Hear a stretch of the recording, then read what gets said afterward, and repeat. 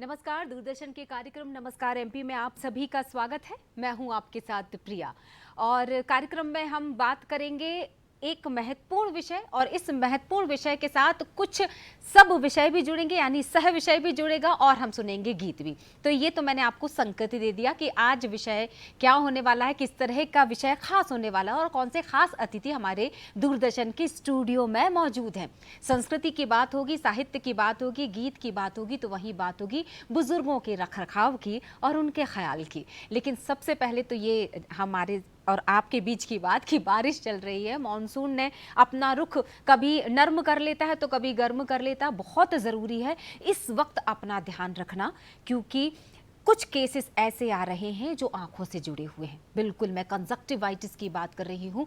नेत्र रोग बहुत बुरी तरह से फैल रहा है, तो बहुत ज़रूरी है अगर आंखों में जलन हो या थोड़ी सी भी खुजली महसूस हो रही है, खराश, आपको बिल्कुल आंखों पर हाथ रखने की ज़रूरत नहीं है, तुरंत डॉक्टर से संपर्क करना होगा।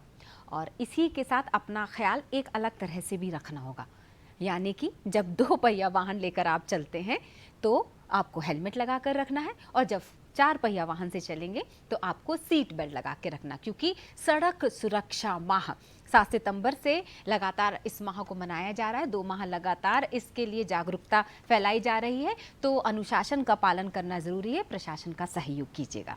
अब हम बात करेंगे, चूंकि सजीव फोन इन प्रोग्राम आप इस वक्त देख रहे हैं, यानी 12 बजे से लेकर 1 बजे तक हमारी फ़ोन लाइन खुली रहेंगी, तो फटाफट डिस्प्ले जो कर रहे होंगे हम फ़ोन नंबर्स वो नोट कर लीजिएगा। मैं भी आपको बताती हूँ।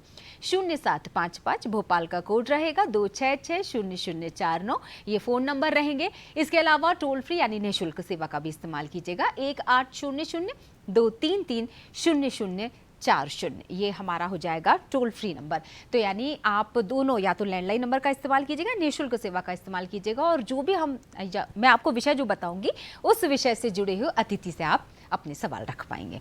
चलिए, अब चूंकि वक्त है आपको तिथि बताने का, तो तिथि विचार इतिहास की तरफ बढ़ेंगे। सबसे पहले हम शुरुआत करते हैं आज की तिथि के साथ। आज की तिथि कह रही है विक्रम संवत 2080, श्रावण माह है, शुक्ल पक्ष, दशमी तिथि है, 27 जुलाई आज की तारीख का जिक्र कर रही हूं, 2023, और दिन है गुरुवार। तो आप सभी का दिन मंगलमय हो, यही कामना करती हूं। बहुत अच्छा दिन बीते, मुझे ऐसा लगता है, ऐसा सुना है मैंने कि यूनिवर्स में ना इस खूबसूरत थॉट को सुबह उठते साथ ही छोड़ देना चाहिए कि हमारा आज का दिन अच्छा बीतेगा, हमारे साथ कभी बुरा नहीं हो सकता, गलत नहीं हो सकता, और हमेशा हम सही फैसले ही लेंगे। ऐसी शक्ति और क्षमता ईश्वर हमें दे। इस प्रार्थना के साथ हमें दिन की शुरुआत करनी चाहिए, और शुरुआत कुछ हमारे सुविचारों के साथ भी करनी चाहिए। तो क्या कहता है हमारा आज का सुविचार, चलिए ये भी बताएंगे आपको। आज का विचार कह रहा है कि जिंदगी के सारे तजुर्बे किताबों में नहीं मिलते, रूबरू होना पड़ता है जमाने से इन्हें पाने के लिए। समस्या का हल बचने से नहीं है, उसमें डूब जाने से है। कहते हैं ना कि एक बहुत खूबसूरत सी बात कही थी कि जो लोग बहुत जल्दी हार मान लेते हैं, तो हार मानने से काम नहीं चलेगा। दरअसल काम चलेगा उस युद्ध में, उस मैदान, उस क्षेत्र में डटे रहने से। तभी तो कहा जाता है कि एक युद्ध अपने ही विरुद्ध हमेशा लड़ते रहिए। अब आज की तारीख इतिहास में किस तरह से दर्ज की गई है, ये भी आपको बताएंगे। तो इतिहास में आज जो है, सबसे पहले बात करेंगे हम 1913 की। आज़ादी के लिए संघर्ष करने वाली महिला क्रांतिकारियों में से एक कल्पना दत्ता, ये जो तस्वीर आप देख रहे हैं उन्हीं की है, उनका जन्म हुआ था। आपको बता दें कि कल्पना जिन्होंने अंग्रेजों को नाको चने चबाने वाली और 90 साल पहले हथियार उठाने वाली महिला क्रांतिकारी, जिसने 21 साल की कम उम्र में आजीवन कारावास की सजा भुगती। अगली जो सन बता रहे हैं तारीख के साथ, वो है 1940। भारतीय मूल की प्रसिद्ध लेखिका भारती मुखर्जी का आज ही के दिन जन्म हुआ था। इन्होंने अमेरिका में कई पुरस्कार जीते। ये तस्वीर उन्हीं की है, और वो कहा करती थी कि हम चीज़ें तब करते हैं जब उन्हें करने का हमारा वक्त आ जाता है। जब तक वक्त ना हो वे हमारे सामने नहीं आती। एक बार उनका वक्त आ जाए तो उन्हें रोका नहीं जा सकता। ये समय का मसला है, नीयत का नहीं। अब 1994 जसपाल राणा ने विश्व निशानेबाजी प्रतियोगिता जीती थी। इतनी खूबसूरत तस्वीर राणा साहब की है और देश के निशानेबाजी के इतिहास में एक बड़ा मील का पत्थर बना था जब उन्होंने इटली के मिलान शहर में 1994 में आज ही के दिन 86वीं विश्व निशानेबाजी चैंपियनशिप के जूनियर वर्ग में स्वर्ण पदक हासिल किया था। अब बात करते हैं 1992। जब तस्वीर मैं आपको बताऊंगी और जिक्र करूंगी तो आप समझ जाएंगे कि मैं गब्बर सिंह की बात कर रही हूं। बॉलीवुड का सबसे मशहूर विलन अमिताभ बच्चन जी ने एक साक्षात्कार में ये बात कही थी उनके बारे में जिक्र करते हुए कि वे हमेशा दूसरों की मदद करने को तैयार रहते थे। मैं बात कर रही हूं अमजद खान साहब की, जिनको हमने आज ही के दिन खो दिया था। अब 2005 की भी बात करेंगे क्योंकि इस शख्सियत का जिक्र किए बिना हमारा आज का जो इतिहास है वो ख़त्म नहीं होगा। तो इस क्रम में बात करेंगे भारत के पूर्व राष्ट्रपति APJ अब्दुल कलाम साहब की। हालांकि हमने उन्हें आज ही के दिन खो दिया था, लेकिन उनके विचार ज़िंदगी भर हमारे जहन में रहेंगे और अगर हम उसको अमल में लेकर आएंगे तो मुझे पूरा यकीन है कि हम कभी हार नहीं मान सकते। जैसा मैंने शुरुआत में कहा था, इंतज़ार करने वालों को उतना ही मिलता है जितना कोशिश करने वाले पीछे छोड़ देते हैं, कहना था APJ अब्दुल कलाम साहब का। तो चलिए, इतिहास के बाद अब वक्त हो चला है आपको विषय बताने का। तो विषय बताऊं इससे पहले एक बार फिर से बता देती हूँ, फोन लाइन खुल चुकी है, सजीव फोन इन प्रोग्राम आप देख रहे हैं नमस्कार MP। इसलिए बता देती हूँ क्योंकि अब ये वक्त बदलने वाला है, सुनहरा वक्त आने वाला है, यानी अब सुप्रभात के साथ हमारी शुभ प्रभात होगी। 8 बजे से 9 बजे तक हम सुबह आने वाले हैं 1 अगस्त से। और आपकी प्रतिक्रियाएं लेने के लिए मैंने आपको हर बार बताया है कि मेल ID अब आपने नोट कर लिया होगा, नहीं किया है जिन लोगों ने, या जो नए दर्शक इस वक्त कार्यक्रम से जुड़े हुए हैं, DDO-DDK-BPL@prasarbharati.gov.in ये हमारा मेल ID है। आप अपनी प्रतिक्रिया फीडबैक हमें जरूर दीजिएगा। तो चलिए अब विषय बताएंगे, और विषय बताने से पहले मैं आपको ये बता दूं कि हम साहित्य और संस्कृति की बात करने वाले हैं, पर्यटन की बात करने वाले हैं। एक खूबसूरत सा शेर ख्वाजा मीर दर्द साहब का भी कहते थे कि सैर कर दुनिया की गाफिल, जिंदगानी फिर कहाँ, जिंदगी अगर कुछ रही तो ये जवानी फिर कहाँ। यानी वो ये कहना चाहते थे, इसका लब्बुल लुआब ये था कि वक्त रहते सैर करना सीख जाओ, क्योंकि जब उम्र निकल जाएगी और शायद हाथ पैर जवाब दे जाएंगे तो शायद हम इतनी खूबसूरत दुनिया का लुत्फ ना उठा पाएं। आप समझ गए होंगे कि मैं ऐसे क्षेत्रों की बात कर रही हूँ जहाँ घूमने से हमारा मन भी खुश हो जाता है। हम संस्कृति यानी पर्यटन की बात करने वाले हैं, सैर सपाटे की बात करने वाले हैं, और हमने विषय भी कुछ ऐसा ही चूज़ किया है। और हमारे अतिथि भी इस विषय से जुड़े हुए मुख्य अतिथि, विशेष अतिथि, खास मेहमान हमारे साथ रहेंगे। विषय होगा MP की संस्कृति, पर्यटन, विकास। और इस पर हमारे साथ चर्चा करने के लिए विशेष रूप से दूरदर्शन के स्टूडियो में इस वक्त मौजूद हैं शिव शेखर शुक्ला जी, हम स्वागत करते हैं। और प्रमुख सचिव हैं वो संस्कृति एवं पर्यटन मध्य प्रदेश। सर बहुत बहुत स्वागत है। नमस्कार, बहुत धन्यवाद। और इसी के साथ अगले विषय का भी हम जिक्र करेंगे, वरिष्ठ नागरिक भरण पोषण संशोधन विधेयक। और इस पर चर्चा करने के लिए हमारे साथ स्टूडियो में शिव शेखर सर के साथ मौजूद रहेंगे आदित्य नारायण उपाध्याय, ये नाम है उनका, और वरिष्ठ पत्रकार हैं, और ये भी बता दें अध्यक्ष हैं आस भरोस संस्था। आस भरोस नाम से तो हो रहा है, मुझे लग रहा उल्लेखनीय है ये, और स्पष्ट भी मैं आपसे ज़रूर करना चाहूँगी। लेकिन सबसे पहले मैं वापस आती हूँ सर, चाहे मैं बात करूँ उस समारोह की जहाँ आप भूरीबाई, पद्मश्री भूरीबाई के साथ सेल्फी ले रहे हैं और वो फ़ोटो वायरल हो जाता है, या फिर मैं जिक्र करती हूँ उस वीडियो की जो बहुत वायरल हुआ था मध्य प्रदेश में ख़ास तौर से, कि जब आप 10,000 फीट की ऊंचाई से जंप कर रहे थे सिर्फ टेस्ट स्काई डाइविंग के लिए, कि मेरे जो साथी आएंगे या जो टूरिस्ट आएंगे उनकी सुरक्षा में किसी भी तरह की हाशिया आप बर्दाश्त नहीं कर सकते। या फिर मैं बात करूं उस कोविड काल की जहां पर प्रदेश का एक व्यक्ति भूखा नहीं सोया था जब तक शिव शेखर जी डटे रहे थे मैदान में। बहुत बड़ा व्यक्तित्व है आपका, और जब से आप आए हैं या जब से आपने कमान संभाली है, मैं फिल्म इंडस्ट्री के यहाँ पर दखल देने की बात करूँ या बहुत सारे ऐसे पहलुओं की बात करूँ जो मैं आप सवालों में रखती भी जाऊँगी, या बच्चों को किस तरह से जोड़ा जाए पर्यटन से, संस्कृति से, उनको रूबरू होना चाहिए। आपने हर तरह के येन केन प्रकारेण से अपनी संस्कृति से जोड़ने की इस जगह, हर क्षेत्र मध्य प्रदेश से रूबरू करवाने की पूरी कोशिश की है सर। कैसे सोचा आपने जब इस विभाग में आए कि कौन से नए पहलू हो सकते हैं जिस पर जो शायद थोड़ी सी जो कमी रह गई होगी लोगों की वो भी दूर हो जाए? जी, पहले तो बहुत बहुत धन्यवाद इस कार्यक्रम में आज हमें आमंत्रित करने के लिए, और जो आपने पहले कुछ वाक्य मेरे बारे में बोले, मैं बहुत ही हृदय की गहराइयों से आपका धन्यवाद देता हूं कि आपने उन सबको फॉलो किया।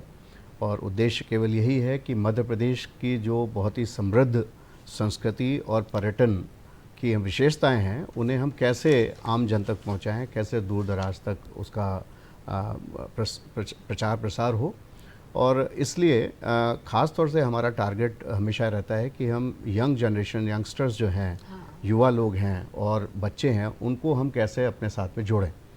और जैसा आपने कहा है कि संस्कृति विभाग का बहुत बड़ा दायित्व है ये कि हमारी समृद्ध परंपराएं और संस्कृति जो है वो अगली जनरेशन तक कैसे पास ऑन हो, और हमारे बच्चों को कैसे न केवल यकीन हो बल्कि उन्हें एक सेंस ऑफ प्राइड हो, एक गर्व महसूस करें कि वो जिस देश में जन्मे हैं वो अभूतपूर्व उसका इतिहास रहा है, इतना गौरवशाली इतिहास रहा है। तो उन्हें जोड़ने के लिए जो भी तरीके हो सकते हैं जो आज के बच्चों को पसंद आते हैं उन सब को हम प्रयोग करके उन्हें जोड़े रखना चाहते हैं।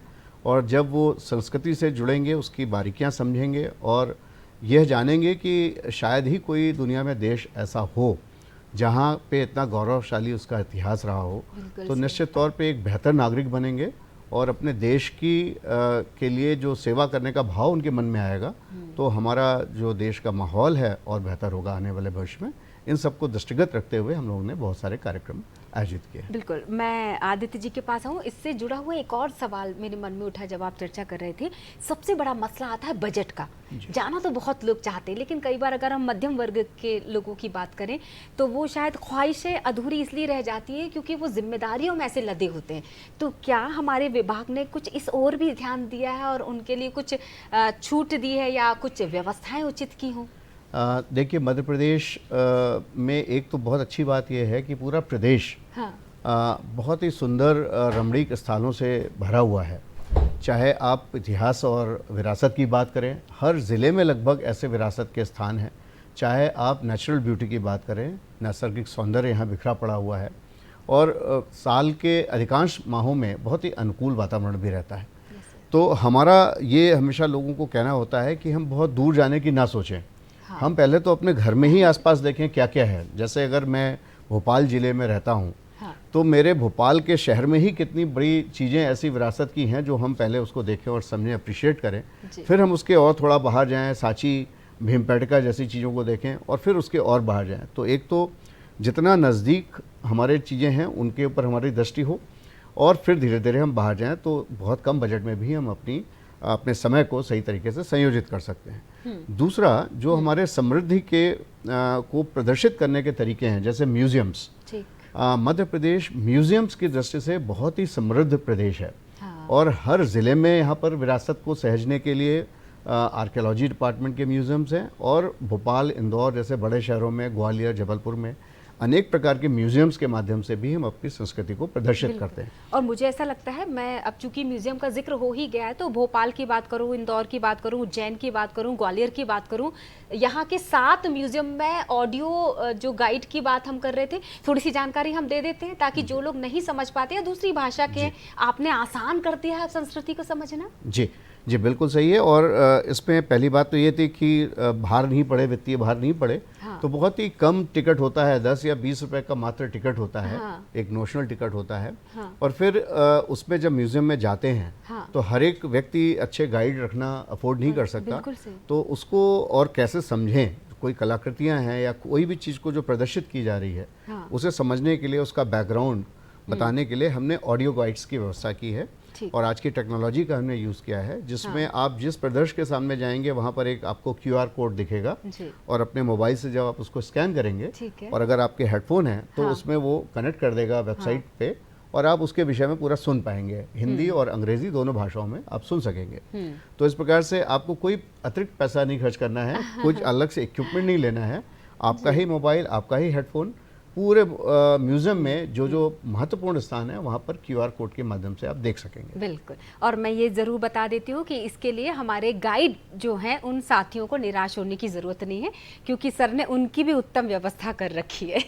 बिल्कुल, देखिए कोई भी मॉन्यूमेंट आप देखने जाते हैं, आप खजुराहो जाएं, आप ओरछा जाएं, आप मांडू जाएं, तो उन मॉन्यूमेंट्स को उसका इतिहास सजीव करने के लिए यदि कोई बहुत अच्छा गाइड आपके साथ नहीं है तो मेरी आप विश्वास मानिए, आप देख करके लौट के आएंगे तो आपको कोई भी उसमें रुचि नहीं आएगी और ना ही उसके बारे में आप जान पाएंगे। बिल्कुल सही। परंतु यदि आपने एक अच्छे गाइड को साथ रखा है तो वो एक एक चीज़ों के बारीकियों के बारे में आपका ध्यान आकर्षित करेंगे, उसके इतिहास को बताएंगे, तो वो मॉन्यूमेंट जो है वो जीवित हो जाता है, वो आपको उस समय में ट्रांसपोर्ट कर देता है।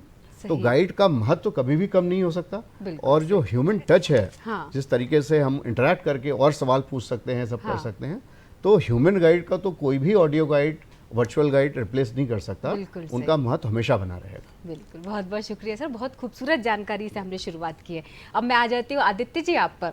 सबसे पहले चूंकि मैं संस्था की बात कर रही थी और मैं खुद भी ये जानना चाहती हूँ कि आस भरोस संस्था, आस मतलब क्या हम उसी आशा से ले रहे हैं और भरोस क्या हम उसी भरोसे से उठा रहे हैं? लोग जो आम लोग हैं वो हमसे आशा करते हैं कि हम अपना दायित्व निभाएं उनके प्रति, और इस बात का उन्हें भरोसा है कि ये निभाएंगे। हम ऐसा बनकर दिखाएं, ऐसे काम करें कि उनका भरोसा ना टूटे। बस यही मूल भावना है आस भरोस संस्था की। और इसके तहत हम विभिन्न जिलों में, विशेषकर नर्मदापुरम में हमारे प्रकल्प काम कर रहे हैं, और जिसमें हम स्वास्थ्य शिविर एवं और तरीके से मानसिक तौर पर लोगों की परिस्थितियां जानना, समझना, लोगों को, वरिष्ठ नागरिकों के प्रति अवेयर करना कि उनके प्रति हमारे क्या कर्तव्य। देखिए हमारा जो देश है और जिन संस्कारों के बीच में हम पले बढ़े हैं, उसमें वरिष्ठ नागरिकों के लिए अपने कर्तव्य समझाने की आवश्यकता ज़्यादा नहीं है। जैसे हमारे सबसे पहले हम प्रेरणा लेते हैं भगवान राम से, जिन्होंने अपने पिता का वचन जब उन्होंने कभी अपनी माता को दिया था, केवल उसको पालन के लिए उन्होंने सहज रूप में एक बड़ा लंबा संकल्प ले लिया और वो निकल पड़े वनवास के लिए। ऐसे ही श्रवण कुमार का उदाहरण है, जिन्होंने वरिष्ठ नागरिकों के प्रति, अपने पेरेंट्स के प्रति जो सहज रूप में अपना कर्तव्य का पालन किया। ये अपने आप में ऐसे उदाहरण हैं जो हमको सहज रूप में अपने वरिष्ठ लोगों के प्रति, हमारे कर्तव्यों के प्रति हमको अवेयर करता है। लेकिन फिर भी जो कानून बनाए इसलिए जाते हैं कि कुछ लोग ऐसे भी होते हैं जिनको उस बात का भान नहीं होता, और आज के बदलते परिदृश्य में सोशल मीडिया और व्यस्तताओं के चलते हम उन संस्कारों से अपने बच्चों को अवगत नहीं करा पा रहे हैं, जो संस्कार हम लोगों को हमारी पीढ़ी तक मिले। आगे की पीढ़ियों के लिए और दिक्कत है। इसी सब को विचार में रखते हुए देश में कुछ कानून बनाए गए हैं जिनके कारण वरिष्ठ नागरिकों को उनके अधिकार मिल सके। सबसे पहले कानून 2007 में जो वरिष्ठ नागरिक भरण पोषण कल्याण बिल था 2007 का, उसी बिल को विस्तार देते हुए 2019 में इसका संशोधन विधेयक जो है पारित हुआ, जिसमें कुछ चीजें ऐसी विस्तार की गई हैं। जैसे बच्चों की परिभाषा क्या है, उस बच्चों की परिभाषा में पहले अपने बच्चे और नाती पोते आते थे, लेकिन अब बच्चों की परिभाषा में सौतेले बच्चे, गोद लिए बच्चे, बहू, दामाद और नाबालिग के लीगल गार्जियन भी उसमें शामिल होंगे। जैसे कि यदि किसी के सीधे सीधे उनके बच्चे नहीं हैं लेकिन उनने किसी को गोद लिया है, तो वो गोद लिए बच्चे उनका भरण पोषण करेंगे वृद्धावस्था में। यदि गोद लिए बच्चे भी नहीं है तो बहू और दामाद भी उनका भरण पोषण करेगा, ये उनका दायित्व बनता है। इसी तरीके से जो नाबालिग बच्चे हैं, यदि मान लो कोई किसी के नाबालिग बच्चे हैं और वो वृद्ध लोग हैं, तो उनके जो लीगल गार्जियन है उनका दायित्व बनेगा कि वो बच्चों के पेरेंट्स का ध्यान रखेंगे, है ना। अब क्या है, इसमें जो है पहले भरण पोषण, खाना, कपड़ा, आवास और इलाज तक ये सीमित था। इसको विस्तार देते हुए सुरक्षा का प्रावधान और सम्मानजनक जीवन इसके दायरे में लाया गया है। मतलब आपको केवल उनको भोजन कपड़े नहीं देना है, उनको सम्मान पूर्वक कैसे रख सकते हैं, उनको आदर कैसे दिया जा सकता है, इस सब बात का विशेष तौर पर ध्यान देना है। जी बिल्कुल। तो जिस तरह से बता रहे हैं सर, मतलब अब बिल्कुल भी लापरवाही इस मामले में भी नहीं बरती जाएगी कि आप बुजुर्गों के साथ मिसबिहेव करते हैं, यानी गलत आचरण करते हैं, या बहुत सारे ऐसे हमने केसेस भी देखे हैं जिसमें माता पिता को घर से निकाल दे। हालांकि अब वो केसेस खत्म हो गए, लेकिन जब तक वृद्धाश्रमों में ताले नहीं लग जाते तब तक वो सवाल अभी भी खड़ा रहेगा कि क्या हमारे बुजुर्ग सुरक्षित हैं या उसी तरह का जीवन जी रहे हैं जैसा उन्होंने हमें दिया। बहुत बहुत शुक्रिया, बहुत सारी जानकारी। मैं आगे भी आपसे चर्चा करूंगी सर, आपके पास वापस लौटती हूँ। 17वें भारतीय प्रवासी दिवस की बात करेंगे, जो MOU का साक्षर हुआ है, उससे क्या फ़र्क पड़ने वाला आने वाले समय, क्योंकि वसुदेव कुटुंबकम ये बहुत ही खूबसूरत जो हम चर्चा कर रहे हैं, इस पूरे साल ये शब्द छाया हुआ है, और उसी का एक हिस्सा अगर मैं इसमें बात करूँ 17वें प्रवासी भारतीय दिवस की, तो उसमें ये समझाया गया कि भारत से बाहर भी अगर कोई नागरिक है तो उसके ऊपर ये जिम्मेदारी है कि वो बताए कि हमारे भारत में आओ और देखो हमारा भारत कितना सुंदर है। जी बिल्कुल। और ये जो प्रवासी भारतीय दिवस इंदौर में आयोजित हुआ था जनवरी माह में, ये हमारे लिए बड़ा फ़ख्र का विषय था कि ये हर वर्ष होने वाला आयोजन पिछली बार इंदौर में हुआ, जो पूरे देश की स्वच्छतम मतलब सिटी है और लगातार 6 सालों से, और ये इतना सफल आयोजन रहा। इसमें पूरे दुनिया भर के 3500 से ऊपर प्रवासी भारतीय आए, और उन्होंने इंदौर वासियों का जो स्वागत सत्कार और आत्मीय भाव देखा और वहाँ पे जो जन भागीदारी देखी तो वो विस्मृत होके गए।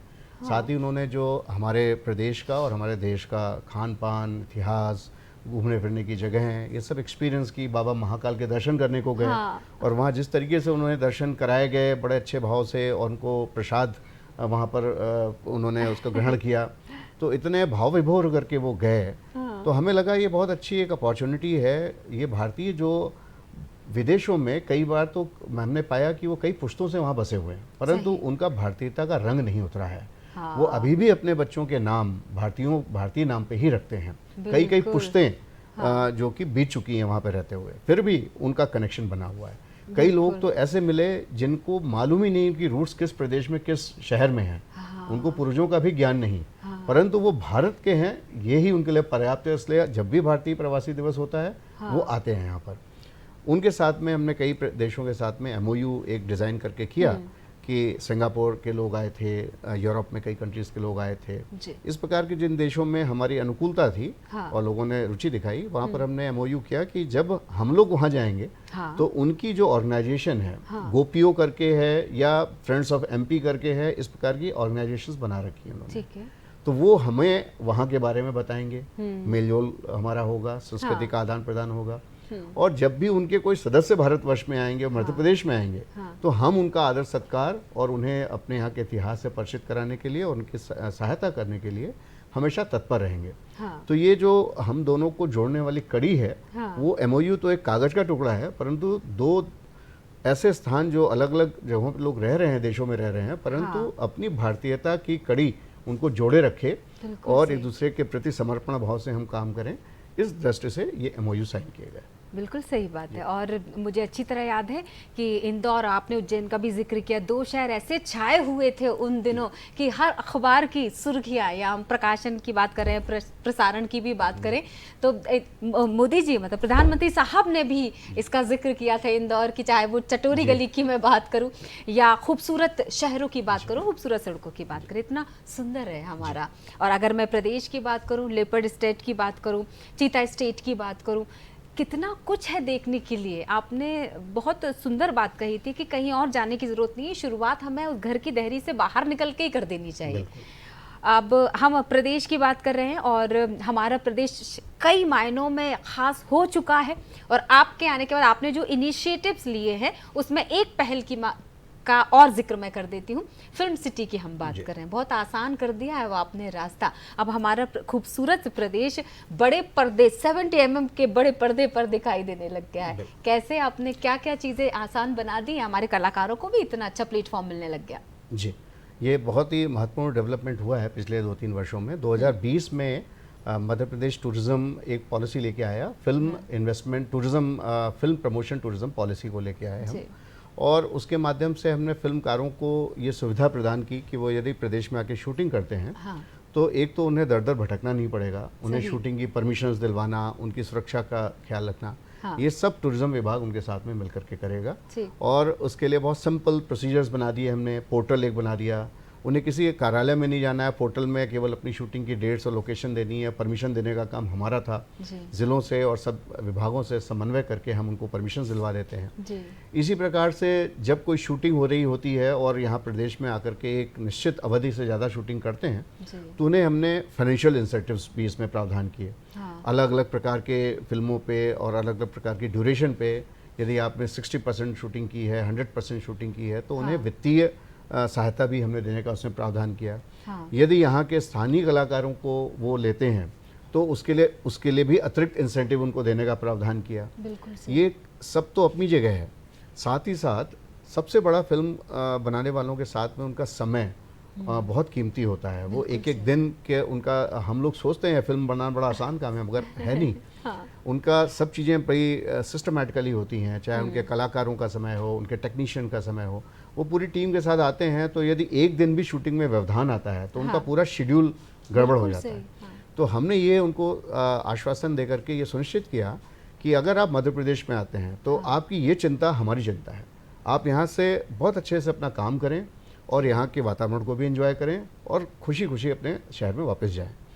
ये बात उनको बहुत भाई, और ये इसी कारण से मध्य प्रदेश को अकेला प्रदेश है जिसको 2 बार नेशनल फिल्म फेस्टिवल में, और वो भी राष्ट्रपति जी के द्वारा तो मिला था, मोस्ट फिल्म फ्रेंडली स्टेट का अवार्ड मिला। बिल्कुल सही। यानी कि फिल्म टूरिज्म जो हमने बढ़ाया, उससे लोगों में और फिल्मकारों में इतना विश्वास बढ़ गया। और ये दो राय नहीं है कि आप ही के कार्यकाल में ये उपलब्धि अर्जित की थी मध्य प्रदेश में। हमें इसका मौका मिला, ये इसके लिए हम लायक बने, तो हमें इस बात का गौरव है, गर्व है। और आज मैं बताते बड़ा खुश हूँ कि मध्य प्रदेश एक शूटिंग का हब बन गया है। बिल्कुल सही सर। और जैसे ही ये बात और प्रचारित हो रही है, जितने फिल्मकार यहाँ आते हैं, वापस जाते हैं, बताते हैं, तो इस समय जब हम यहाँ बैठ के बात कर रहे हैं, कम से कम 10 से 20 फिल्मों की शूटिंग अलग अलग चल रही है। फिल्में, चाहे वेब सीरीज, चाहे OTT के प्लेटफॉर्म पे, बहुत सारे सीरियल्स, बड़े अच्छे अच्छे सीरियल्स। बिल्कुल। और कुछ तो लोग ऐसे हैं जिन्होंने एक के बाद दूसरा वर्जन, तीसरा वर्जन सब यहीं पे शूट कर रहे हैं। स्त्री 1 पहले शूट हुई, अब स्त्री 2 शूट हो रही है चंदेरी में। ऐसे ही पंचायत 1 शूट हुआ, पंचायत 2 शूट हुआ यहाँ पे, जो हमारा वेब सीरीज इवन हमारी संस्कृति को भी फैलाने में फिल्में काम करें, जैसे चंदेरी की अगर अभी आपने जैसा जिक्र किया, तो ऐसे बहुत सारी ऐसी विरासत हमारी जो है ये फिल्मों के जरिए वो सामने आती हैं। और मुझे अच्छी तरह याद है कि जानी मानी कलाकारा का घर जो सजा हुआ है वो गोंड पेंटिंग से सजा हुआ है। बिल्कुल, बिल्कुल। तो बहुत खूबसूरत बात है ये, मुझे ऐसा लगता है। और ऐसे बहुत सारी उपलब्धियां हमारे साथ जुड़ती चली जाएंगी शायद आपके कार्यकाल में। मैं वापस आती हूँ आदित्य जी आपके पास। हमारी जो आस भरोस संस्था है, अभी हम संस्कृति धरोहरों की बात कर रहे हैं, सैर की बात कर रहे हैं, तो क्या आपकी संस्था भी बुजुर्गों को लेकर इसी तरह की किसी खूबसूरत यात्रा पर निकलती है? हम एक्चुअली हम लोग क्या करते हैं कि मूल रूप से आदिवासी क्षेत्रों में जाते हैं और वहाँ बुजुर्गों और वरिष्ठ नागरिकों की क्या स्थिति है उसका अध्ययन करते हैं। उनके लिए क्या किया जा सकता है हम वो देखते हैं। अभी आपने वृद्धाश्रम की बात की थी, उस संबंध में मैं ये कहना चाहता हूँ कि ये जो अधिनियम जो बना हुआ है वरिष्ठ नागरिकों का, इसमें केयर होम का प्रोविज़न भी है। अब उसमें धीरे धीरे एकल परिवारों का चलन बढ़ता जा रहा है। जब एकल परिवार होंगे तो पुत्र भी चला गया नौकरी के लिए, बहू भी चली गई, बच्चे अपनी पढ़ाइयों में व्यस्त हैं। अब वरिष्ठ नागरिक अकेले घर पर यदि उनको अच्छी सुविधाएं भी मिले तो भी वो मानसिक रूप से उनको परेशानियां पैदा हो सकती है यदि वो एकांत में पूरा समय अपना बिताते हैं। इसलिए चाहे उनको केयर होम ना कहें, उनको आनंद धाम कह दें, लेकिन ऐसी एक संस्था जो है शहरों में जगह जगह होना चाहिए जिसमें वरिष्ठ नागरिक अपने समान वय के लोगों के साथ में मिल बैठ करके आपस की बातें कर सकें, अपने अनुभव सुना सकें और कुछ ऐसा प्लान करें कि उन्होंने पूरी ज़िंदगी से जो अनुभव लिए हैं वो आने वाली पीढ़ियों को एक मंच से उनको ट्रांसफ़र कर सकें। बच्चों को संगीत, कला, शिक्षा और जीवन जीने के अनुभव वो उनको कैसे दे सकते हैं, उसके लिए एक मंच प्रदान करने की आवश्यकता है मूल रूप से। तब वो उनको जो अकेला रहने का जो जिस ओर अकेले रहने से उनके तरह तरह के विचार आते हैं कि मैं अकेला हूँ, और जब अकेला आदमी होता है तो वो थोड़ा सा नेगेटिव सोच की तरफ को प्रवृत्त होने की संभावना बन जाती है। जब उनको ऐसा कोई मंच मिल जाएगा तो मेरा निवेदन ये है कि जो भी सामाजिक संगठन इस विषय में काम कर रहे हैं या काम करना चाहते हैं वो ऐसा मंच तैयार करें जिस मंच पर उनको, बुजुर्गों को अपने जीवन के दूसरे मोर्चे को पे पहुंचने के लिए और उसमें उसकी एक नई चुनौती उनके सामने उपस्थित हो, जिससे वो कुछ ऐसा कर पाएं जो आने वाली पीढ़ियां याद रख सके।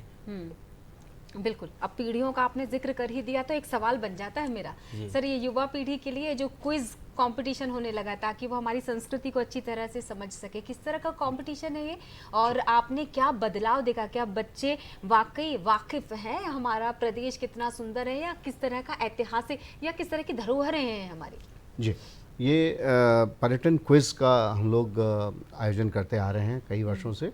कोविड के दौरान 2 वर्षों में नहीं हो पाया, परंतु पिछले वर्ष भी हुआ और फिर इस वर्ष अभी आज ही से उसका शुभारंभ हो रहा है। अच्छा। जी हाँ, अभी मुझे उस कार्यक्रम में जाना है जहाँ बच्चे रहेंगे और शुभारंभ होगा। जी। तो इसका उद्देश्य ये है कि बच्चों को जो हमारे विद्यालय हैं निचले स्तर तक जाकर पंचायत स्तर और ब्लॉक स्तर और फिर जिला स्तर, कई लेवल के कंपटीशन करते हुए बच्चे जिला स्तर पे आते हैं। जिले से फिर वो संभाग स्तर पे टीम बनती है, संभाग से फिर हम यहाँ पे राज्य स्तर पे उनको लेके आते हैं। और जो क्विज होती है उसकी थीम हमारे पर्यटन और संस्कृति पे बेस्ड ही होती है।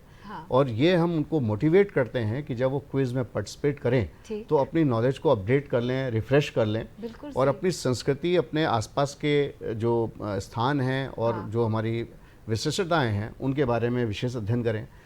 मुझे बताते बड़ी खुशी है कि ये शासकीय स्कूलों में इतना बढ़िया उसका वो रहता है बच्चों में भागीदारी का।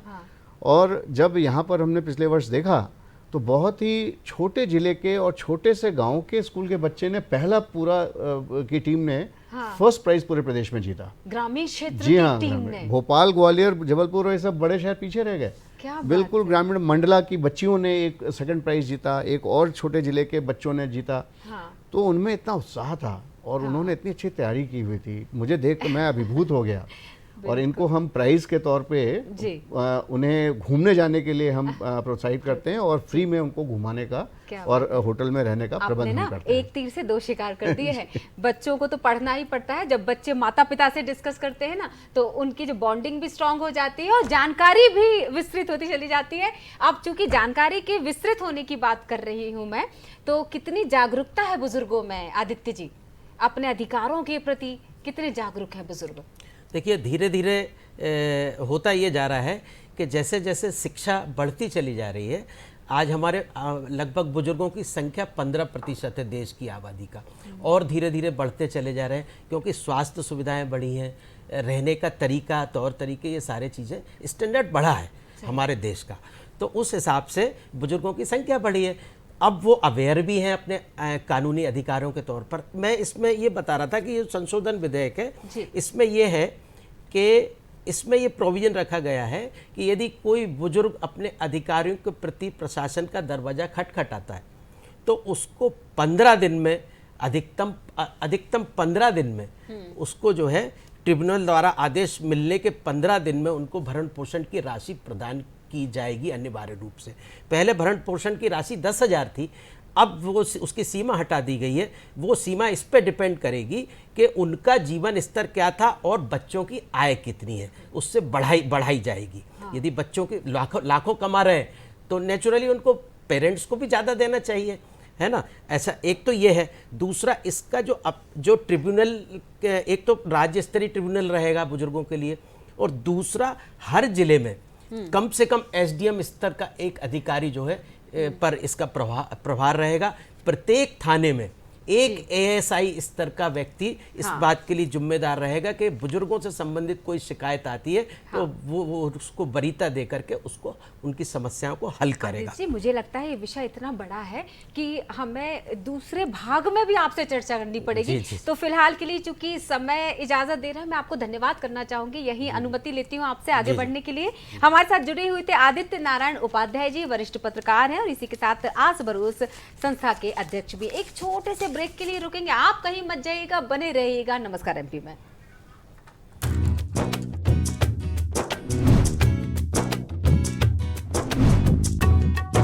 चर्चा खेती किसानी की,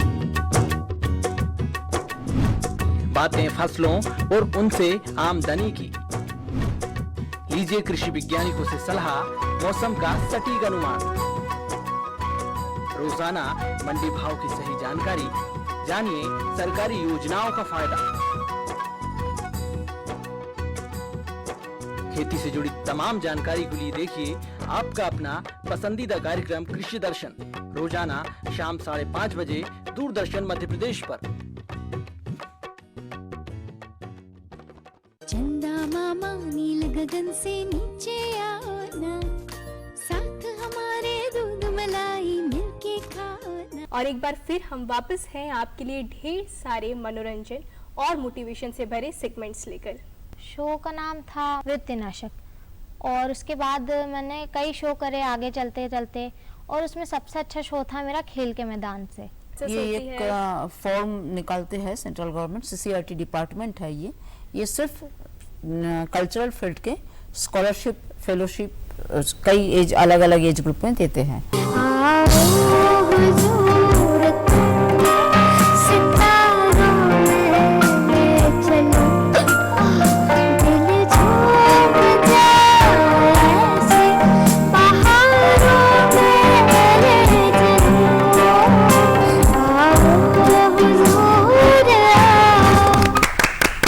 कैसा लगा आपको हमारे बच्चों का परफॉर्मेंस? बहुत अच्छा। रहे हमेशा खुशहाल, करें अपने स्वास्थ्य। ब्रेक के बाद आपका एक बार फिर से स्वागत है। आप देख रहे हैं सजीव फोन इन प्रोग्राम नमस्कार एमपी। और थोड़ी सी शिकायत है मुझे आपसे, जब आपको पता है ये लाइव प्रोग्राम है तो फोन क्यों नहीं कर रहा है? इतना खूबसूरत विषय है, हम मध्य प्रदेश की संस्कृति की बात कर रहे हैं और पर्यटन की भी हम बात कर रहे हैं। इसके साथ हमारे साथ प्रमुख सचिव साहब भी जुड़े हुए हैं। तो अगर आपके सवाल बन रहे होंगे अब तो 075526600049। इसके अलावा निःशुल्क सेवा का इस्तेमाल कीजिएगा 180023300040 टोल फ्री नंबर है। तो समय कम बचा है, जो लोग अभी मेरे अनुरोध को मान रहे होंगे तो जल्दी से फोन उठाइए और शिव शेखर सर से सवाल रख लीजिएगा। अब मैं आपका परिचय करवाती हूँ पुरुषोत्तम तिवारी जी, जो कि वरिष्ठ गीतकार हैं, साहित्यार्थी हैं, पावर ग्रिड से उप प्रबंधक के पद से सेवानिवृत्त हैं और हमारे विषय हमारे मेहमान में आज हम चर्चा करने वाले हैं और आपसे गीत भी सुनेंगे। सर बहुत बहुत स्वागत है आपका। तो मुझे ऐसा लगता है कि मैं सवाल रखूं इससे पहले अनुरोध आपसे करती हूँ कि खूबसूरत गीत से हम शुरू करें। हाँ जी, क्यों नहीं। तो सबसे पहले मैं एक प्रार्थना गीत रख रहा हूँ जी। और गीत तो मतलब प्रार्थना गीत में बड़ों का होता है और बच्चों का भी होता है। हाँ। तो चूंकि भी बच्चों की बात चल रही थी, मतलब कैसे सेवा, तो उनके अंदर एक संस्कार वाली बात होनी चाहिए। तो एक प्रार्थना बच्चों के लिए हमने लिखा है, जो कि एक बाल गीत संग्रह में प्रकाशित हुआ था मेरा जो है। तो मैं उसको सबसे पहले उसी से शुभारंभ करना चाहता हूँ। दूर करो अज्ञान हमारा जीवन दाता मेरे, दूर करो अज्ञान हमारा जीवन दाता मेरे, हे प्रभु हम बालक हैं तेरे।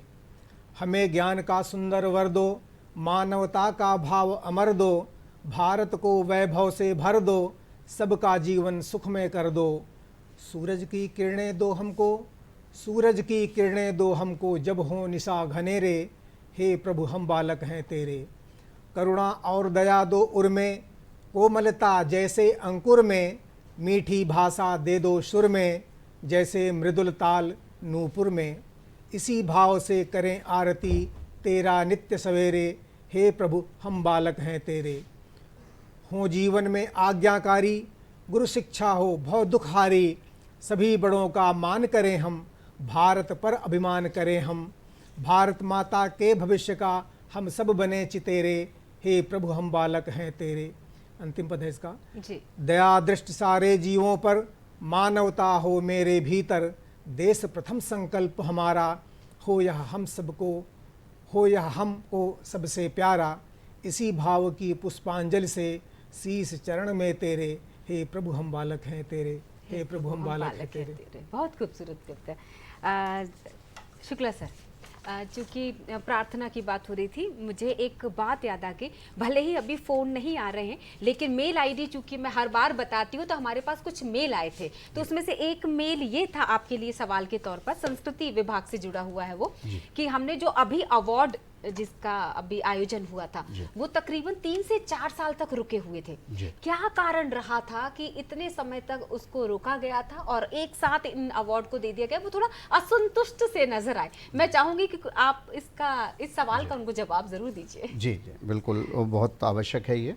एक्चुअली ये कोविड के दौरान व्यवस्था थोड़ी गड़बड़ हो गई थी और उस दौरान अवार्ड का डिक्लेरेशन भी नहीं हो पाया था और प्रदाय करना भी संभव नहीं हो पाया। 2 वर्ष तक तो पूरा बंद ही रहा और उसके बाद भी काफ़ी समय तक, जब तक ये रेस्ट्रिक्शंस रहे, तो कई बार जो अवार्डीज़ हमारे हैं काफ़ी उम्र दराज के लोग होते हैं, तो हमें ये बड़ा डर लगता था कि उनको हम कहीं से बुलाएंगे दूर दराज से, कहीं उनको किसी असुविधा का सामना ना करना पड़े, किसी प्रकार का इन्फेक्शन या कुछ ना लगे।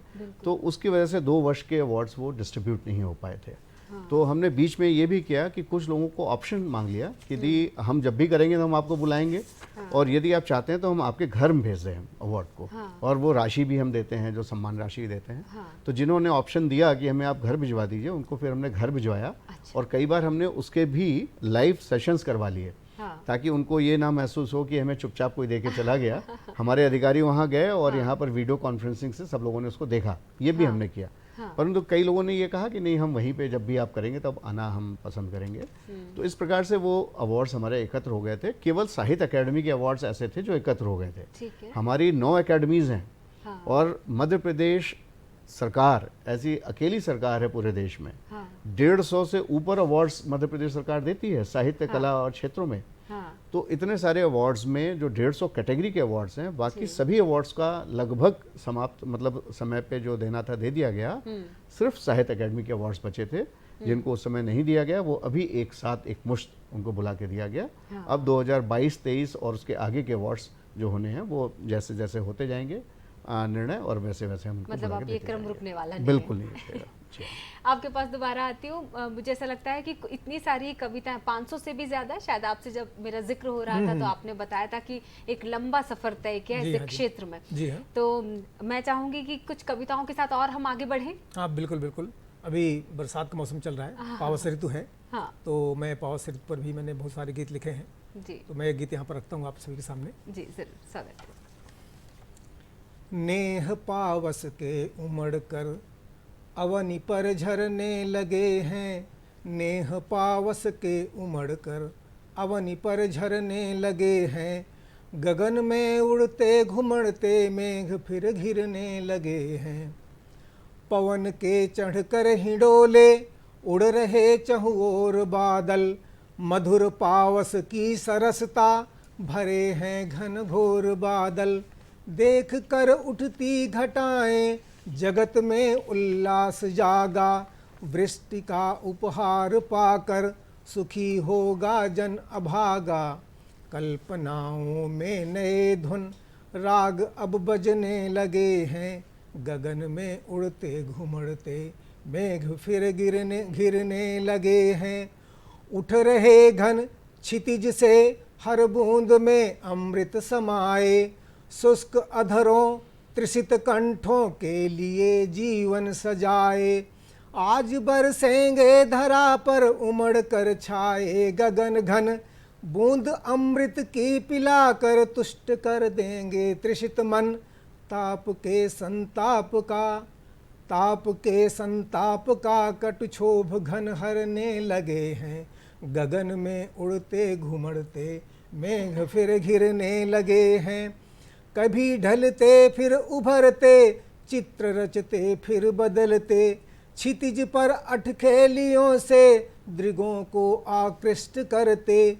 अनगिनत घन खंड कितने रूप में सजते संवरते, छा रहे चारों दिशाओं को सघन घन में बिखरते। विकल तृष्णा दूर कर, विकल तृष्णा दूर कर घर, विकल तृष्णा दूर कर घन वेदना हरने लगे हैं।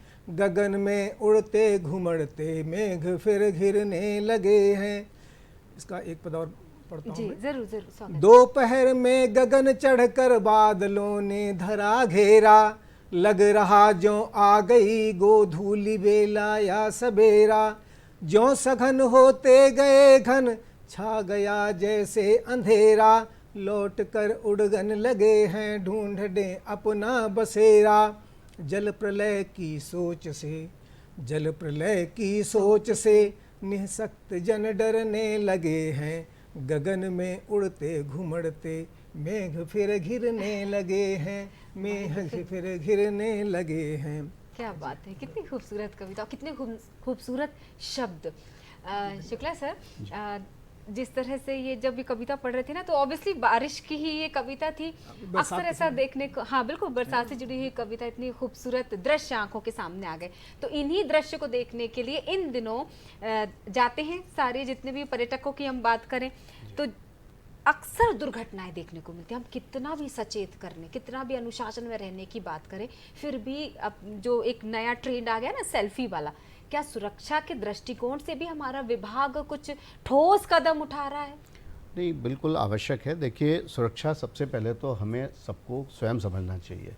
हाँ। जैसे मैंने देखा इधर पीछे कुछ घटनाएं हुई। हाँ। हमारे यहाँ चूँकि पहाड़ी एरिया है। हाँ। और जब भी अतिवृष्टि कहीं किसी क्षेत्र में होती है और डाउन स्ट्रीम में वो पानी का जब बहाव आता है तो बहुत तेज होता है। अभी हाल ही में भोपाल के नज़दीक कुछ दुर्घटनाएं हुई। लोग ऐसे जो नदियों के तल हैं उसमें बड़े अंदर तक चले जाते हैं। हाँ। और सुरक्षा का ख्याल नहीं रखते। अचानक पीछे से कभी कोई बहाव आता है। हाँ। तो वो एक्सीडेंट वहाँ पर हो जाते हैं जी। और दूसरा कारण होता है, जैसा आपने बताया, कि हम सेल्फी खींचने में इतने मशगूल हैं। हाँ। कि हमें ख्याल ही नहीं है कि हमारा पैर कहाँ पड़ रहा है, हम कहाँ खड़े हुए हैं। तो ये तो देखिए स्वयं सुरक्षा का भाव होना चाहिए हर एक में। आप जरूर किसी पर्यटक स्थल में जाएं, उसे एंजॉय करें, परंतु अपने आप को सुरक्षित रखते हुए करें। ये अति आवश्यक है। जब तक हम ही नहीं सुरक्षित होंगे तो हम पर्यटन का आनंद कैसे लेंगे? अलावा इसके जहाँ जहाँ पे संभावना होती है, पर्यटन विभाग या जिला प्रशासन स्थानीय स्तर पे, वहाँ पे ऐसे बोर्ड्स भी लगाए जाते हैं सुरक्षा के दृष्टि से या बचाव की दृष्टि से। कहीं रेलिंग्स लगानी है या जो प्रावधान करना है वो प्रावधान किए जाते हैं। फिर भी लोगों को खुद ये समझना चाहिए कि हम अपने आप को पहले सुरक्षित रखें। बिल्कुल, एक बार फिर से मैं याद दिला देती हूँ हमारे दर्शकों को, अगर आप चाहें तो 0755 भोपाल के कोड के साथ 2660049 और इसके अलावा 1800233040 ये आप हमारा निःशुल्क सेवा का आप इस्तेमाल कर सकेंगे, टोल फ्री नंबर। और ये भी बता देती हूँ एक बार फिर से कि हम बहुत जल्द यानी 1 अगस्त से सुबह 8 बजे से 9 बजे तक इस कार्यक्रम को लेकर आने वाले हैं। एक सवाल आपसे मैं रखना चाह रही हूँ, लेकिन मुझे ऐसा लगता है कि कविताएं भी हम सुनते चले जाएं तो एक तालमेल बना रहेगा, क्योंकि बहुत खूबसूरत सवाल हमारे बन जाते हैं आपकी कविताओं। हमारे पास बहुत सारी कविताएं हैं, बहुत सारे गीत हैं। अब आप कौन सी कविता के साथ हमें लेकर चलने वाले कहीं? अभी मेरे जो है हम धरती के फूल, ये बाल गीत संग्रह जो भी दिसंबर 2022 में आया था जी। तो मैंने बच्चों के लिए बहुत सारी कविताएं लिखी हैं। केवल बड़े ही केवल पास का आनंद नहीं लेते हैं, बच्चे हमसे ज़्यादा उसका आनंद लेते हैं। तो बच्चों के अंदर बहुत सारी कल्पनाएं होती हैं, बादलों को देख करके, बरसात को देख करके। तो हमारे मध्य प्रदेश सरकार के प्रमुख सचिव साहब बैठे हुए हैं पर मैं आदरणीय शुक्ला साहब आपके पर्यटन विभाग के लिए जो है एक ऐसे गीत को सामने रख रहा हूँ जिसमें बच्चे की कल्पना है कि बादलों पर चढ़ करके पूरी दुनिया को देखे जो है। इसमें पर्यटन भी है और बरसात भी है, दोनों चीज़ है। तो मैं इस गीत को रखता हूँ। मेरी आँखों में हो जाए, मेरी आँखों में हो जाए यह दुनिया साकार, मन करता है बादल पर चढ़ देखूं यह संसार। जब मन चाहे रहूं धरा पर और कभी फिर व्योम, देखूं दिल्ली लंदन देखूं, घूमूं इटली रोम। सुरसरी की पूजा करते जन कहकर हर हर गंगे, महासागरों में उठती वे अति उत्ताल तरंगे। देखूं ऊंची लहरों वाले विस्तृत पारावार, देखूं ऊंची लहरें वाले विस्तृत पारावार। मन करता है बादल पर चढ़ देखूं यह संसार। नील गगन तक मैं हो आऊं, गिन लूं इसके मोती। तोड़ उसे दूं गुड़िया को जो उसे मांग कर रोती। अंतरिक्ष की सैर करूं मैं जो है अतिशय न्यारा। इसे घूम कर मैं बन जाऊं अपने जग का तारा। क्या कहना जब धरा गगन पर हो मेरा अधिकार। मन करता है बादल पर चढ़ देखूं यह संसार। वन में शेर लोमड़ी चीते देखूं भालू कीर। यमुना गंगा सरिताओं का कल कल बहता नीर। झरने देखूं नदियां देखूं पर्वत शिखर विशाल। मैं चूमूं गिरिराज हिमालय रख कर अपना भाल। नीरद मेरे इस अनुनय को कर लेना स्वीकार। नीरद मेरे इस अनुनय को कर लेना स्वीकार। मन करता है बादल पर चढ़ देखूं यह संसार। इसका अंतिम पद है, जी देखूं जी भर ताजमहल, देखूं जी भर ताजमहल में लाल किला प्राचीर। दुनिया के सब अचरज देखूं मन है बहुत अधीर। दिल्ली सिडनी और टोक्यो सिंगापुर गुलमर्ग। मैं देखूं कश्मीर बना जो इस धरती का स्वर्ग। प्यारे अम्बुद इतना तो कर तू मुझ पर उपकार। मन करता है बादल पर चढ़ देखूं यह संसार। क्या बात, देखूं यह संसार। बहुत सुंदर। मैं केवल एक टिप्पणी करूंगा। हाँ हाँ जरूर शुक्ला सर। आपने सबका नाम लिया, सिंगापुर, दिल्ली, लंदन। मैं कहूँगा देखो अपना देश, सबसे पहले मध्य प्रदेश। क्या बात है, क्या बात है, बहुत जहाँ का अनोखा अनूठा है परिवेश, ऐसा है हमारा मध्य प्रदेश। बिल्कुल सर, इसमें बिल्कुल नदियों का नाम है। थोड़ा थोड़ा इनका असर आ गया हम लोग आ रहा है ना सर। सर जिस तरह से हम संस्कृति की बात करें, संस्कृति के विस्तार के लिए बहुत सारे कार्यक्रम और आयोजन भी किए जाते हैं पर्यटन बोर्ड की तरफ से, संस्कृति विभाग की तरफ से। तो किस तरह के नाटकों का संचालन किया जा रहा है? अगर मैं नुक्कड़ नाटकों की खासतौर से बात करूं, वो ट्रेंड कभी पुराना हो ही नहीं सकता, और जितना कनेक्शन उस नुक्कड़ नाटकों से होता है मुझे लगता है वो उसकी कोई बराबरी कर ही नहीं सकता। बिल्कुल बिल्कुल। और ये हमारे प्रदेश में मैं बड़ा गर्व के साथ कहता हूँ हमेशा सबको कि एक नाट्य की बड़ी अच्छी परंपरा है।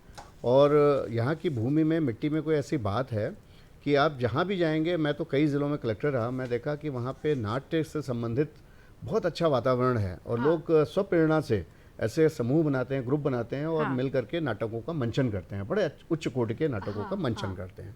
तो ये एक हमारे यहाँ की विशेषता है मध्य प्रदेश की। और हमारे मध्य प्रदेश सरकार ने ये भी एक बड़ा नया इनिशिएटिव है जो किसी और जगह नहीं देखने को मिलता। मध्य प्रदेश का अपना राज्य नाट्य विद्यालय हमने खोला हुआ है। बिल्कुल। और जहाँ पर अभी तक हम सर्टिफिकेट कोर्स कराते थे, वहीं अब इस वर्ष से हमने पीजी डिप्लोमा शुरू कर दिया है मध्य प्रदेश नाट्य विद्यालय। जी हाँ। और 2 वर्ष का पीजी डिप्लोमा है जिसकी बाकायदे वैलिडिटी है। और हमारी म्यूजिक यूनिवर्सिटी जो ग्वालियर में है, राजा मान सिंह तोमर यूनिवर्सिटी, उससे संबंध किया है उस कोर्स को। एक तो ये बात हो गई। दूसरी जो आपने कहा कि नुक्कड़ नाटक और इस प्रकार से संदेश पहुंचाने के लिए, मैं आपको एक छोटा सा उदाहरण देता हूँ। माननीय प्रधानमंत्री जी ने कुछ समय पूर्व उनकी रीवा में एक सभा हुई थी, आम सभा बड़ी हुई थी, और उन्होंने ये विचार व्यक्त किया था माननीय मुख्यमंत्री जी को कि हम चाहते हैं कि आपके यहाँ प्रदेश स्तर पर एक नाटक तैयार करें जो बच्चियाँ प्रस्तुत करें, धरती कहे पुकार के। हाँ सर, बहुत चर्चित हुआ था, बहुत चर्चित हुआ। और उन्होंने उसमें ये थीम प्रस्तावित की माननीय प्रधानमंत्री जी ने स्वयं, कि इसमें हम लोगों को प्राकृतिक खेती की ओर आकर्षित करें। और जो कृत्रिम खेती होने लग गई है, दुनिया भर के खाद और इंसेक्टिसाइड्स, पेस्टिसाइड्स, केमिकल्स, जिसके बहुत सारे हानिकारक नुकसान हैं, कैंसर जैसे मर्ज होने लगे हैं, तो इनसे लोगों को बचाने के लिए और नेचुरल फार्मिंग की ओर लोगों को प्रवृत्त करने के लिए उन्होंने ये आइडिया रखा। और हमारे पास बहुत चैलेंज था, बड़ा कम समय था, मात्र 10 दिन का समय था। और मध्य प्रदेश की जो नाट्य विद्या के प्रति समर्पण है वो ऐसे दिखता है कि छोटी छोटी बच्चियों को हमने 1 हफ्ते के भीतर इकट्ठा कर लिया, बहुत अच्छी स्क्रिप्ट लिख गई, उस पर बहुत अच्छा पूरा तैयार हो गया, गीत भी एक तैयार हो गया। क्या बात। माननीय प्रधानमंत्री जी के समक्ष जब रीवा में वो प्रस्तुत हुआ, पूरा 10 मिनट का नाटक पूरा खड़े होकर के उन्होंने बिल्कुल एक जाए पूरा वहाँ खड़े होकर के उन्होंने देखा, एक सेकंड के लिए उनकी नज़र वहाँ से नहीं हटी। और मुझे बता दी बड़ी खुशी है कि ये धरती कहे पुकार के की थीम और स्क्रिप्ट ये पूरी माननीय प्रधानमंत्री जी के निर्देश पे सभी प्रदेशों को सर्कुलेट की गई और अब ये स्टैंडर्ड प्रैक्टिस बना दी गई है। माननीय प्रधानमंत्री का जहाँ भी प्रोग्राम होगा उसके पहले ये नाटक वहाँ पेश किया जाएगा, धरती कहे पुकार के। तो इतनी शक्ति है नाट्य विद्या में। और छोटी छोटी बच्चियों ने जितने अच्छे तरीके से प्रस्तुत किया, एक बच्ची उसमें धरती बनी जिसने बताया कि हमारे ऊपर कितना अत्याचार हो रहा है, हम तो आपका पालन पोषण करते हैं और हमें छल नहीं कर रहे हैं खाद बीज इन सब से। तो बहुत सुंदर संदेश किया, आपकी बात बिल्कुल सही है और हमें इसका अधिकाधिक प्रयोग करना चाहिए संदेशों को। बिल्कुल, किस तरह से ग्राम की संस्कृति को, गांव की संस्कृति को फैलाया जा रहा है उसका एक उदाहरण तो हमारा मध्य प्रदेश एक जिला एक उत्पाद के तौर पर हम उसको एक छोटे से उदाहरण से हम समझ सकते हैं। तो इस संस्कृति को फैलाने के लिए भी हमारा संस्कृति विभाग कोई नई पहल कर रहा है या आने वाले समय में हम कुछ देख सकते हैं, कुछ नए प्रोजेक्ट के बारे में जाने से पहले संक्षिप्त में उत्तर ले लेती हूँ आपसे। संस्कृति विभाग का तो अपना काम है, यहाँ पर्यटन विभाग का रोल ज्यादा होता है। और हमने पूरे प्रदेश में जितने जिलों के जितने अपने प्रोडक्ट्स हैं, एक जिला एक उत्पाद, ODOP, one district one product, उन सब को संकलित करके हमने एक प्रैक्टिस बनाई है। जैसे अभी G20 की कई सारी बैठकें हुई प्रदेश में और पूरे G20 कंट्रीज़ के डेलीगेट्स आए, बहुत सारे देशों प्रदेशों के लोग आए। उन सब में उन्हें हम अपने यहाँ के वन डिस्ट्रिक्ट वन प्रोडक्ट के उत्पादों के गिफ्ट्स देते हैं। कोदो कुटकी की बनी हुई चीज़ें, बहुत सारे अन्य हर एक प्रदेश अपने ज़िलों की जो खास बातें हैं वो उन्हें हम एज अ किट, उनको सोवेनियर किट के रूप में उनको देते हैं। और जब भी हमारा कोई मेला प्रदर्शनी कहीं होता है तो वहाँ भी इसका प्रदर्शन करते हैं। बिल्कुल, मुझे ऐसा लगता है कि हमें इस बात को और आगे बढ़ाने के लिए फिर आपसे अनुरोध करना पड़ेगा हमारे कार्यक्रम में आने के लिए। लेकिन फिलहाल मैं यही आपको धन्यवाद करना चाहूँगी हमारी टीम की तरफ से, दर्शकों की तरफ से।